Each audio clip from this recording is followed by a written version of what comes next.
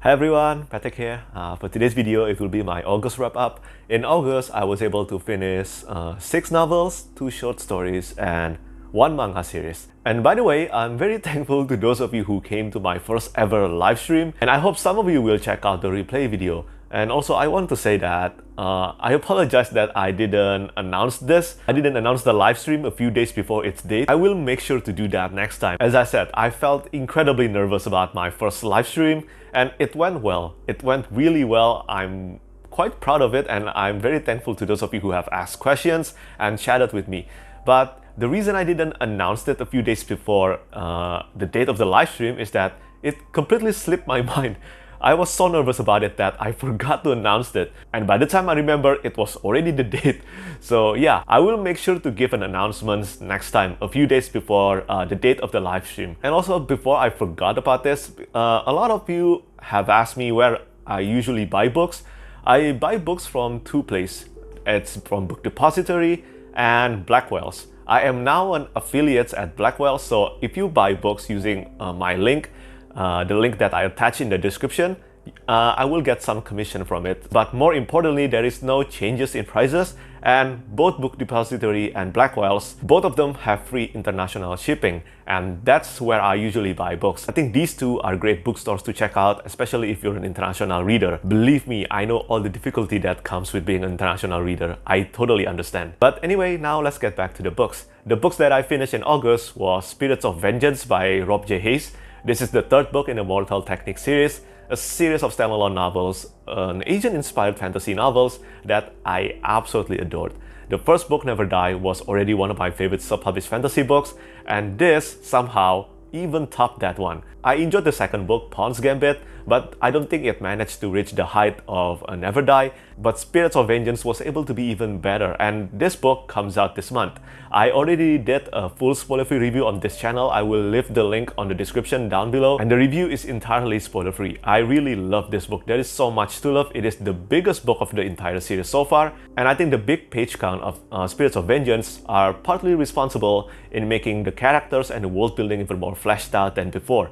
And the actions in this one is very anime inspired. I loved it. It is so good. It is so good. I highly recommend it, and although this is a standalone book, I still personally would recommend you to check out the previous 2 books in the series, not only because they were great, but I think having read both of them will be influential in enhancing your experience of Spirits of Vengeance. It's pretty much the same for all series really, just read in publication order. I think that's almost always the best way to tackle a series. The cover art by Felix Ortiz is absolutely gorgeous. This is such an amazing cover art.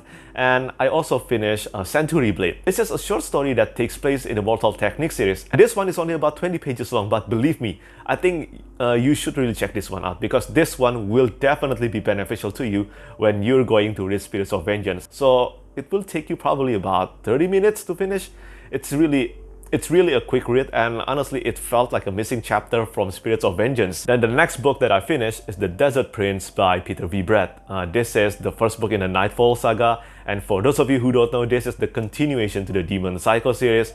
But unfortunately, I have to say that this was very disappointing to me. It was very disappointing.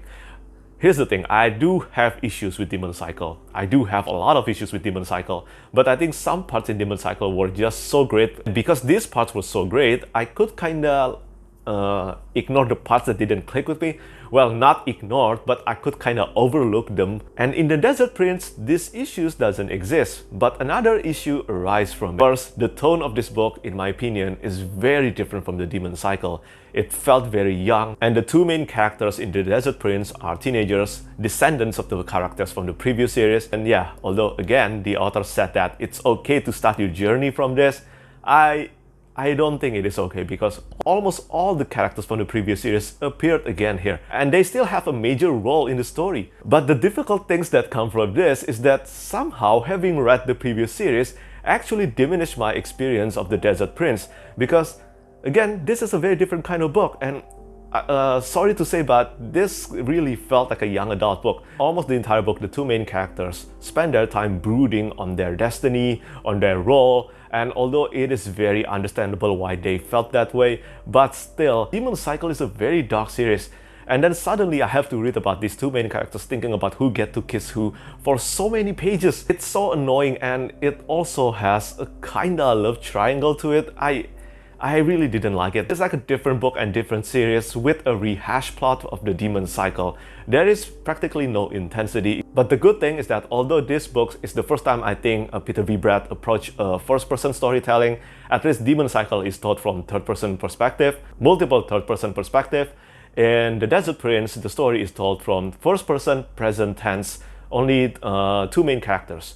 But I think it still felt so engaging. So my main issue with it isn't that it's boring, but it just doesn't feel like a right continuation to the intense demon cycle. But again, this is just my opinion. I know that a lot of people actually love The Desert Prince, but for me, I think I would have actually loved The Desert Prince more if I haven't read the demon cycle.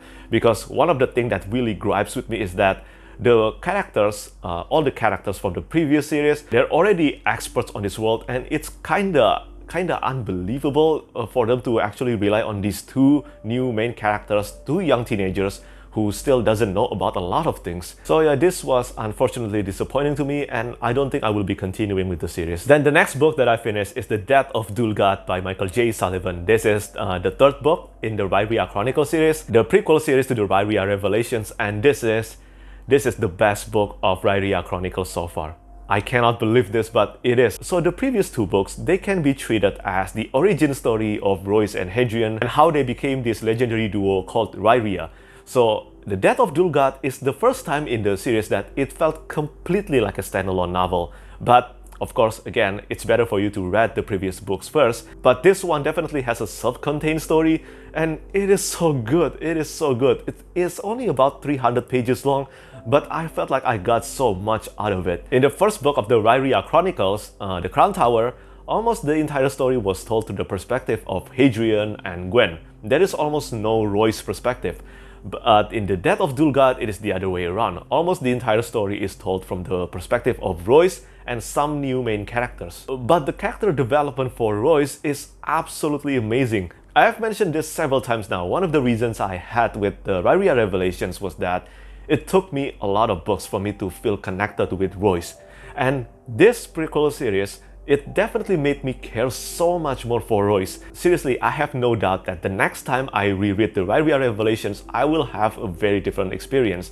I will have a much improved experience because I care so much about Royce and Hadrian now. And there is two other main reasons why The Death of Dulgath is just so good. First, the new characters. All the new characters here, whether they're despicable or not, are so well written. Somehow Michael J. Sullivan was able to craft a character that's so despicable. I didn't realize he had it in him. I will not mention the name here, but seriously, if you get to this book, I think you will know who I'm talking about. And some of the new main characters in The Death of Dulgath were so lovable. The discussion of art on depression and identity, they were all so well written. And the other main reason why this book is so good is the nod to the Legends of the First Empire. I can't believe it because the Easter eggs included in this one, and this is coming from me who have read only Age of Myth, the first book in the Legend of the First Empire. But the Easter eggs that Michael J. Sullivan included made me so excited to read through Legend of the First Empire next year. It is done so well, and just from the one that I knew already, they already made me so excited. I don't know how Michael J. Sullivan will top this one with only one remaining published book in the Rhyria Chronicle. It is called The Disappearance of Winter's Daughter, but well, I'm hoping that he will be able to do it. And by the way, once I finish The Disappearance of Winter's Daughter in October, quite likely, I will be interviewing Michael J. Sullivan on this channel. I will be talking all about Rhyria and the world of Elan with him. I'm so looking forward to that one. And the next short story that I finished is The Jester. This is a short story that takes place before the death of Dulgath. But for this one, even though it's always good to be back with Royce and Hadrian, unfortunately, it's a short story and it's too short.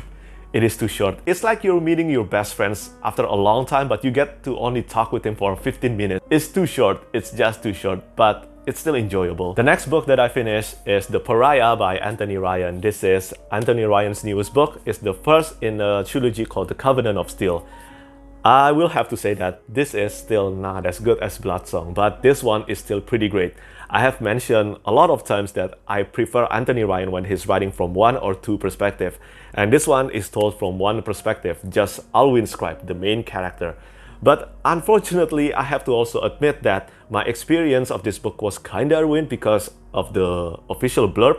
So the official blurb kinda spoiled the entire first half of this book already. So there is not much surprises left for me in the first half of the book. It's only after I got the second half that I felt more excited, but again, this is just incredibly well written. And I think regarding the quality of prose, I think this is Anthony Ryan at his best. The prose is so good, and you know, I think Anthony Ryan's, his books aren't super character driven. I think a lot of his books are plot driven, and this one is the same, but because this is told from one perspective, it makes the character of Alwyn so well realized. I do wish the other main characters were more memorable. I think a lot of them were good, but not as memorable as Alwyn. Alwyn is by far the most memorable character from this book, so I hope the next book will improve upon this. Then the next book that I finished was Mistress of the Empire by Raymond Feist and Janny Wurts. This is the final book in Revo Empire trilogy, a trilogy that has become one of my favorite trilogy of all time. But this one is, well, let's just say that this one is my least favorite of the trilogy, but that doesn't mean that this one isn't good. This is still an incredible read. I still gave this one a 4.5 out of 5 stars. That's just how good it is. Even though this is my least favorite of the trilogy, it still received that high rating from me. The first 30% of this book was absolutely breathtaking. I couldn't put it down. And believe me, this book is big. It's almost 900 pages long, and I couldn't put the first 30% of this book down. So much insane and dangerous stuff happened in the first 30% of this book. Even from the first chapter. Well, that's all I can say about it because it is spoiler. Mara is one of my favorite heroines in fantasy, and the previous 2 books were almost all about her.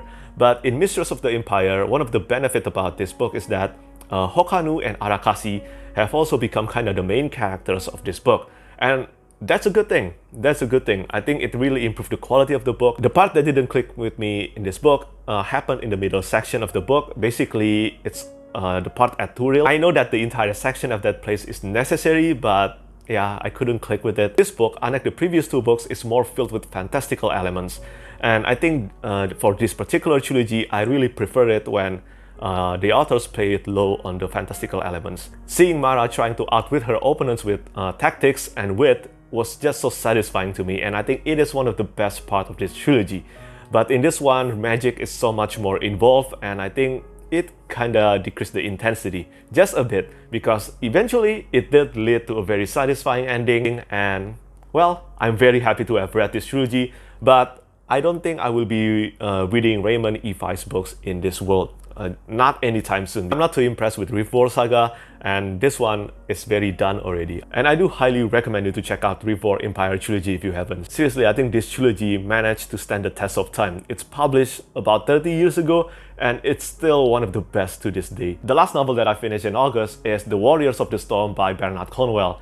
This is the 9th novel in the Last Kingdom series, and I really enjoyed this one. The structure of the storytelling itself is still very similar, but maybe it's because this is the first time I'm diving into uncharted territory, because this one hasn't been adapted into the TV show yet, and there's a lot of surprising moments in this book. And although Uhtred, the main character, is now about 50 years old if I'm not mistaken, he's just so ruthless in this book. And yeah, I think Warriors of the Storm is the most violent book of the entire series so far. I'm quite looking forward to reading the next one pretty soon. That's all the novels that I finished in August. As for the manga series, I finished, well, not really finished because the manga is still ongoing, but I finished catching up to Jujutsu Kaisen by Gege Akutami. I'm reading the manga by continuing from where the anime left off, because I couldn't wait for the second season. I have no idea whether the second season of the anime will be adapted next year or maybe even after. I'm still not sure, but I really enjoyed what I've read here because wow, by the time this next few story arcs gets adapted, especially the Shibuya arc, Jujutsu Kaisen's popularity will explode even further.